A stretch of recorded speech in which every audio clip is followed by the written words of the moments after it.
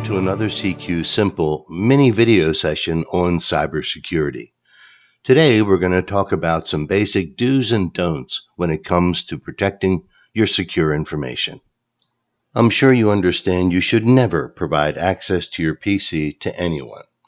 Okay, as soon as I said that, I realized that in some cases you want to allow your spouses or children to access your computer at home at night, for example, to play games, to do homework or shopping.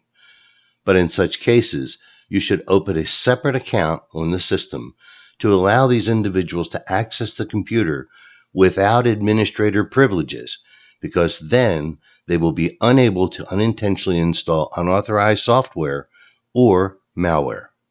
Allowing someone to access the same account on a computer as you is a huge security risk. This person doesn't have to do anything malicious. It's simply enough that they delete a couple of your files by mistake or run some program that is not to be touched. Let's take a moment and talk about physical security. Mobile devices, including laptops and smartphones, are the items that are most often the target of thieves, not only because they want to sell the device itself, but also because they know the data on those devices can be far more valuable. So here are a couple of tips on how to protect a mobile device. First of all, they should never be left unattended in public places like conferences, airports, restrooms, public transportation, and the like.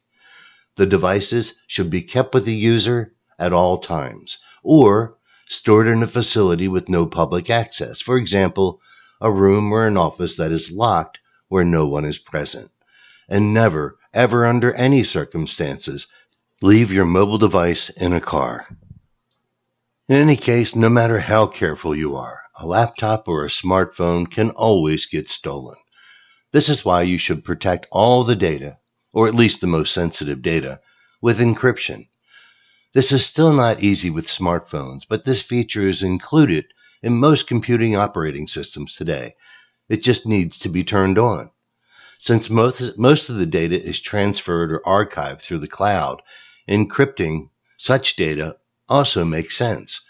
Most cloud providers claim they do encrypt the data in their systems. However, it might be better to encrypt the data even before it reaches the internet. A word about backing up. If your data is lost and everything else fails, backup is usually the last resort, and in many cases, backup has saved not only days, but also months or years of someone's work. So make sure you back up your system. One word of caution. Having a backup system means the data is stored in at least two locations, on a computer or server in your location and in the cloud.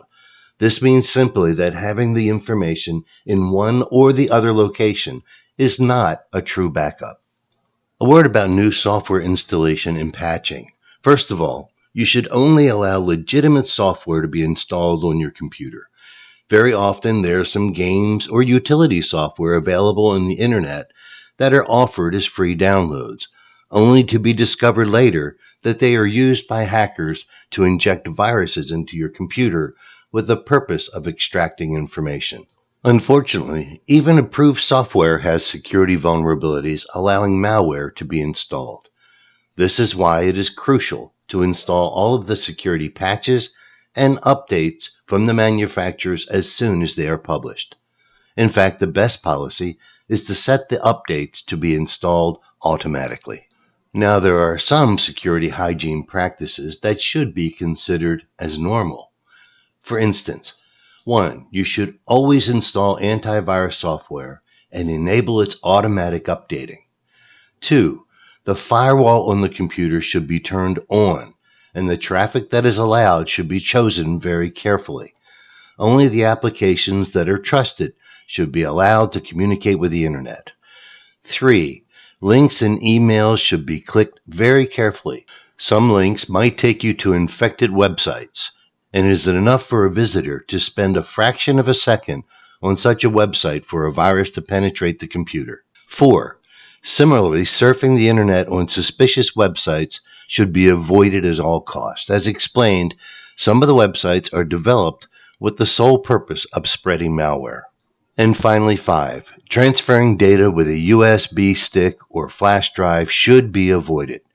They are the easiest way to infect a computer with a virus, because it is very difficult to stop such a malicious program once the device is physically connected to the computer. Hope you've enjoyed our short mini lesson on cybersecurity. We look forward to seeing you next time.